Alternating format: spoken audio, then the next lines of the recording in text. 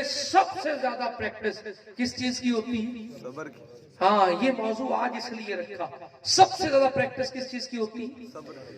امید کس چیز کی ہے جس پر آپ نے فجر سے لے کر مغرب تک آپ نے کھانا پینا بند کر رکھا ہے؟ کس امید پہ آپ نے سارا دن گزارا؟ بتائیے. اللہ کیا کرے گا؟ تھوڑا اونچی بولیے. راضی ہو جائے گا. تو شام کو روزہ افطار کرتے آپ کو راضی نامہ اللہ کا ملا؟ بولیے نہیں. نہیں پتہ لگتا. کو پتا چلا کہ میرا رب آج مجھ سے راضی ہو گیا, کوئی راضی نامہ اللہ نے بھیجا, مغرب کی نماز کے ٹائم پرچہ آ گیا ہو, اور بھائی میرے مبارک ہو, تیرا آج کا روزہ اللہ کی بارگاہ میں قبول ہوا اور راضی ہو گئے. کوئی ذہن میں یہ بات آتی ہے؟ صبر کیے جا رہے ہیں نا. کیوں کیے جا رہے ہیں؟ کہ دل میں امید ہے. اور دل میں امید کس بات پر ہے؟ کہ ہمارے نبی نے فرمایا ہے کہ اللہ روزے دار کو اس طرح محبت کرتا ہے کہ قیامت کے دن اجرت اللہ اپنی بارگاہ سے خود عطا کرتا ہے. اور اللہ راضی ہوگا کس پر؟ روزہ دار پر. کب سے لے کر؟ فجر سے لے کر مغرب تک کے روزے کے وقت میں کچھ نہیں کھانا پینا, عورت سے دور رہنا, اور ہر وہ چیز جو جسم میں داخل ہو روزہ ٹوٹ جائے اس سے رک جانا. اس سے کیا ملے گا؟ اللہ راضی ہو جائے گا. کب تک اللہ راضی ہوگا؟ کہ یہ تو نہیں جانتا, لیکن اتنا یقین ضرور ہے کہ جب آنکھ بند ہوگی یہ جو صبر کی کیفیت یہاں لے کر جاؤں گا یہ قبر میں بھی کام آئے گی, حشر کے دن بھی کام آئے گی. اور دوسرا ماہ رمضان میں زبان پر قابو. ویسے تو ہر مہینے کرنا چاہیے نا, لیکن ماہ رمضان میں بطور خاص گالی زبان پہ نہیں آنی چاہیے. ویسے بھی نہیں گالی چاہیے, لیکن ماہ رمضان میں تو گالی بالکل بند. رک سکتے ہیں گالیوں سے؟ ویسے یہ کلچر آپ بناتے کیوں ہے گالیوں والا؟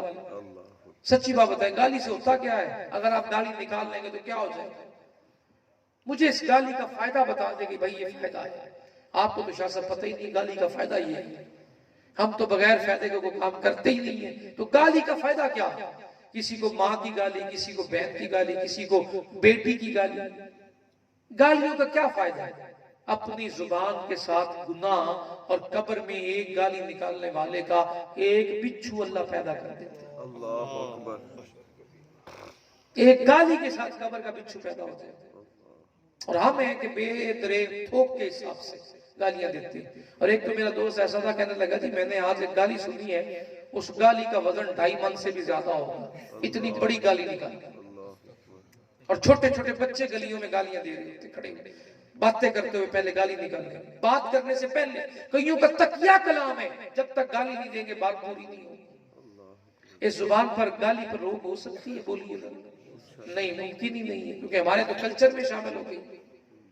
روزہ گالی سے رکنے کا نام ہے, زبان کے کنٹرول کا نام ہے. قرآن کی تلاوت گالی کی جگہ پہ آ جائے, ماشاءاللہ, سبحان اللہ, لا حول ولا قوت الا باللہ, استغفر اللہ, یہ کلمات گالی سے زیادہ اچھے نہیں ہیں. سب سے اچھے یہ کلمات, پوری دنیا سے اچھے یہ کلمات. اللہ کی تسبیحات ہے, ذکر بھی ہو جائے گا, برکت بھی ہو جائے گی. اور جس اڈے پر بیٹھ کر آپ روزی کما رہے ہیں, وہیں بیٹھ کر گالی کے بعد درجہ آتا ہے جھوٹ بولنے کا. وہیں پہ بیٹھ کر جھوٹ بول رہے ہوتے ہیں. لعنت اللہ علی الکاذبین, جھوٹوں پر کون لعنت کرتا ہے؟ اللہ تعالیٰ. اور جس جگہ پہ روزی کمانے گئے وہیں بیٹھ کر تو جھوٹ بول رہے ہیں. اب وہاں لعنت اللہ کی پڑ رہی ہو تو وہاں برکت کہاں سے آئے, وہاں گاہ کہاں سے آئے؟ اتنی باتیں اگر میں جوڑتا جاؤں گا نا تو رات ساری لگ جائے گی. بس سمپل اتنی بات پہ ختم کر رہا ہوں. ایک, صبر امید کو کبھی ٹوٹنے نہیں دینا خدا پر یقین کے ساتھ. اور دوسرا, زبان سے اپنے الفاظ بولتے ہوئے غور کرنا کہ میں بول کیا رہا ہوں. یہ امید اللہ کی بارگاہ سے کرم عطا کرتی ہے اور شکر کے الفاظ زبان پر لاتی ہے. اسی امید کے بل بوتے پر تیری میری زندگیوں میں امن ہے. اللہ کریم کی بارگاہ میں دعا کرتا ہوں مجھے پہلے اور آپ کو عمل کی توفیق عطا فرمائے.